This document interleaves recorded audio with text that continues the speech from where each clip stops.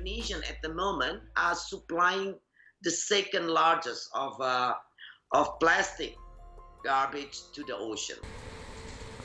Gerakan perangi kantong plastik saat ini tengah digalakkan di seluruh dunia, tak terkecuali di Indonesia. Di Jakarta, gerakan ini telah mulai dilaksanakan sejak tanggal 10 Juni 2020 yang lalu. Semua orang juga tahu bahwa Indonesia menjadi donatur penyumbang sampah plastik ke laut terbesar nomor 2 di dunia. Namun, siapa sangka jika dulu kantong plastik diciptakan untuk menyelamatkan bumi yang penggunaannya bukan sekali pakai, melainkan untuk digunakan berkali-kali. Sebelum lanjut, tolong jangan lupa like, subscribe, dan tekan tanda loncengnya ya kakak dan abang semua.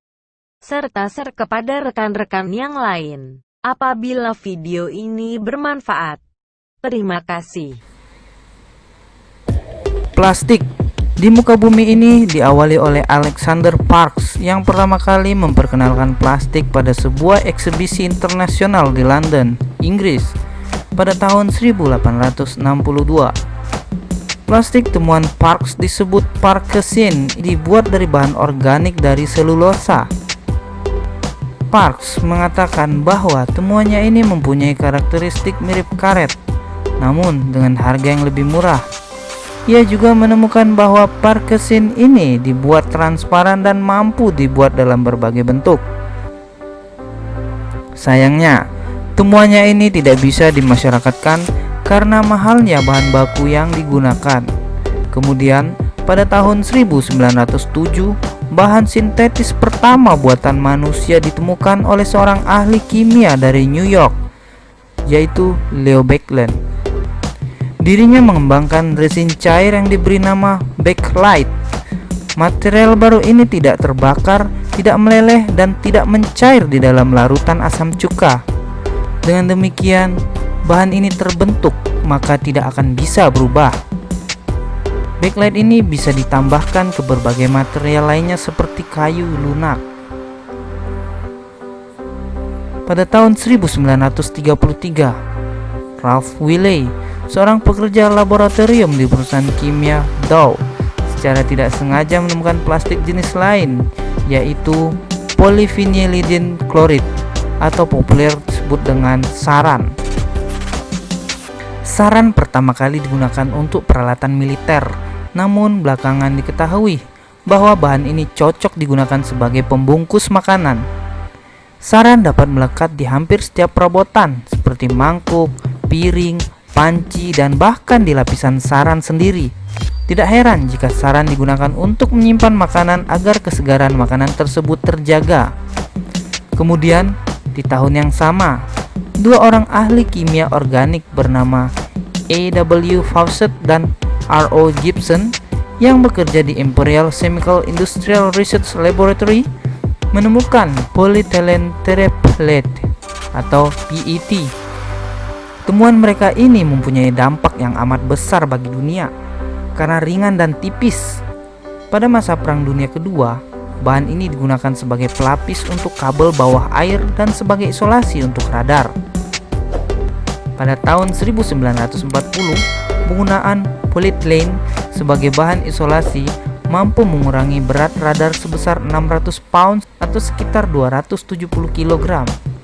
Setelah perang berakhir, plastik inilah yang menjadi semakin populer dan saat ini digunakan untuk membuat botol minuman, jerigen, tas belanja atau tas kresek, dan kontainer untuk menyimpan makanan. Berawal dari pembungkus roti, penggunaan plastik secara massal dimulai pada tahun 1974 ketika perusahaan-perusahaan retail raksasa di Amerika Serikat yang mulai menggunakan kantong plastik sebagai alternatif kantong kertas. Pada tahun 1977, kantong plastik mulai dipergunakan di toko-toko kelontong di Amerika Serikat dan Kanada. Plastik merupakan material yang baru secara luas dikembangkan dan digunakan sejak abad ke-20 yang berkembang secara luar biasa penggunaannya, dari hanya beberapa ratus ton pada tahun 1930-an menjadi ribuan juta ton per tahun saat ini. Kantong plastik pada mulanya dibuat dengan tujuan untuk membantu lingkungan dalam mengganti penggunaan kantong kertas, karena kantong plastik yang lebih mudah dibawa kemanapun, dan sebenarnya penggunaannya bukan hanya untuk sekali pakai, melainkan untuk digunakan berkali-kali. Plastik tak lagi dipandang positif, terutama setelah puing-puing plastik di lautan pertama kali teramati pada tahun 1960-an. Kesadaran tentang isu lingkungan pun menyebar dan membuat plastik dipandang negatif.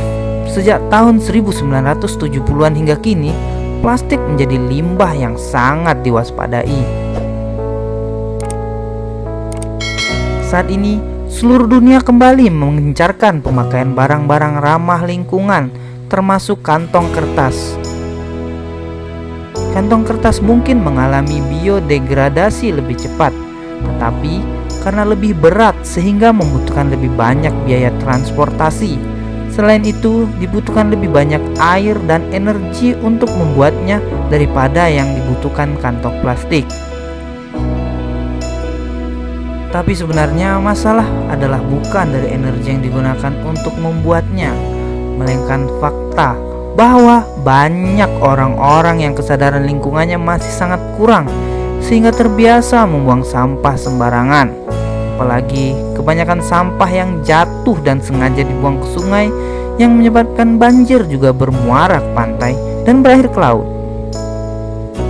Dapat kita ketahui dari data yang diperoleh dari Asosiasi Industrial Plastik Indonesia atau INAPLAS dan Badan Pusat Statistik BPS, sampah plastik di Indonesia mencapai 64 juta ton per tahun, di mana sebanyak 3,2 juta ton merupakan sampah plastik yang dibuang ke laut. Kantong plastik yang terbuang ke lingkungan sebanyak 10 miliar lembar per tahun atau sebanyak 85.000 ton kantong plastik, yang artinya Indonesia termasuk salah satu negara penyumbang sampah plastik ke laut terbesar di dunia.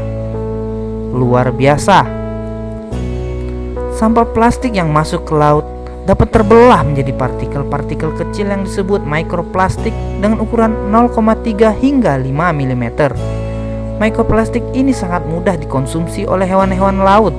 Nah, hewan laut yang telah terkontaminasi sampah, terutama sampah plastik ini, yang kemudian dikonsumsi oleh manusia, yang efeknya sangat berpengaruh besar kepada kesehatan manusia yang mengkonsumsinya. Pelan tapi pasti pengaruhnya akan berterusan kepada keturunan-keturunan makhluk hidup selanjutnya, terutama manusia.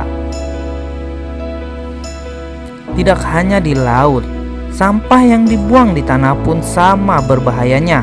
Proses penguraian sampah plastik memakan waktu lebih lama di tanah. Rantai karbon yang begitu panjang pada plastik membuatnya sulit diuraikan mikroorganisme. Untuk dapat menguraikan sebuah plastik di tanah memakan waktu hingga ratusan tahun.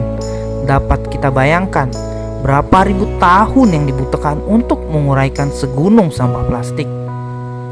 Ada pula beberapa orang yang tidak sabar menunggu plastik terurai mikroorganisme di tanah. Mereka pun memilih untuk membakar sampah plastik.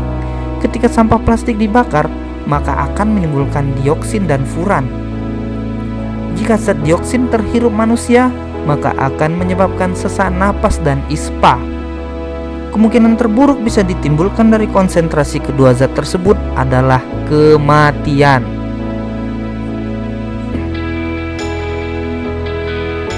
Demikianlah sejarah singkat dan bahayanya plastik yang tidak digunakan lagi hingga menjadi sampah. Mari kita jaga lingkungan demi anak cucu kita di masa depan. Warisan yang paling berharga adalah alam dan lingkungan yang bersih dan sehat. Harta benda tidaklah ada artinya apabila lingkungan kita rusak dan tidak sehat. Terima kasih telah menyaksikan videonya hingga selesai. Mohon koreksinya apabila masih ada kata saya yang silap. Juga masukannya dengan cara komen di bawah ya kawan. Sampai jumpa.